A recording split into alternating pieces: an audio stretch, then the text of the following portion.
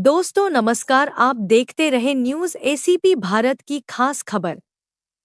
गुरु पूर्णिमा पर हुआ भंडारा एवं कीर्तन चांदामेटा से हमारे संवाददाता मोहम्मद जाफर की खास रिपोर्ट।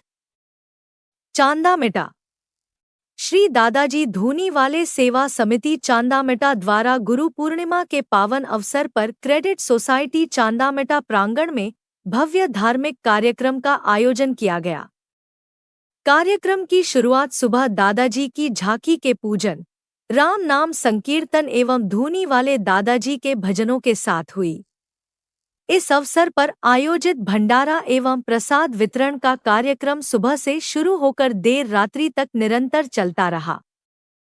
नगर सहित आसपास के क्षेत्र से बड़ी संख्या में श्रद्धालु कार्यक्रम में पहुंचे और भंडारा प्रसादी ग्रहण की।